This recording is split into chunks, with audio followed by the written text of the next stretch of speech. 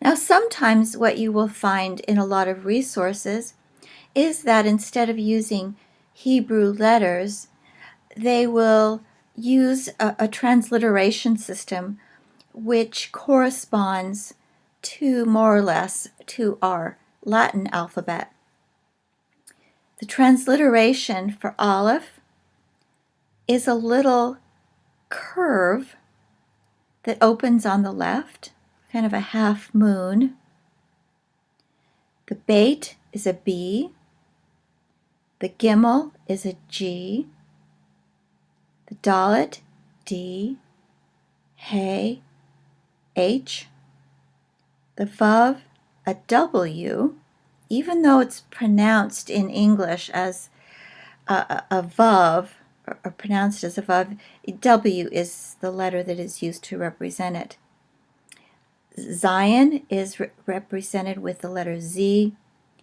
Chet with an H and a dot underneath. This is important because instead of a H sound, it's a Ch sound. Tet also has a dot under a T.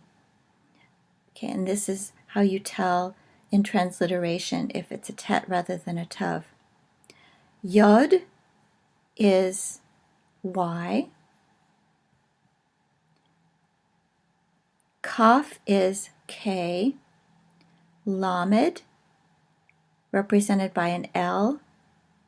Mem, M. Nun, N.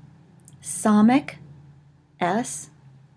Ayin, another half moon shape, but here it opens on the right.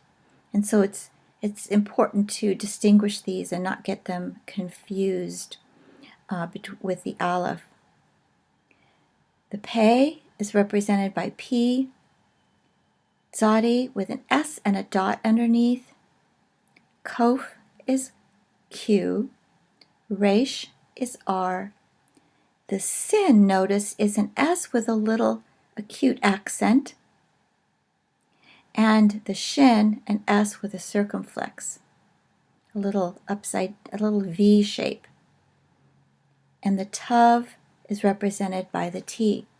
Now just notice a couple things. Get used to being able to distinguish in type between the Gimel and the Nun, especially if the type is small. People can sometimes get those two confused. Be able to distinguish, say, between the Bet and the Kaf. You'll notice the only real difference is this little extension on the right at the bottom of the Bet. The Dalet and the Resh can also be confused. Notice that the Dalet is a little more square or sharp when it goes down into the vertical stroke. The Resh curves around. We've already noted the difference between the Hey and the Het is there's a gap here at the left in the Hey. The only difference between the Vav and the Yod is the length of the vertical stroke. So practice these, really pay attention, and practice looking at the letters in accordance to make sure you can tell the difference.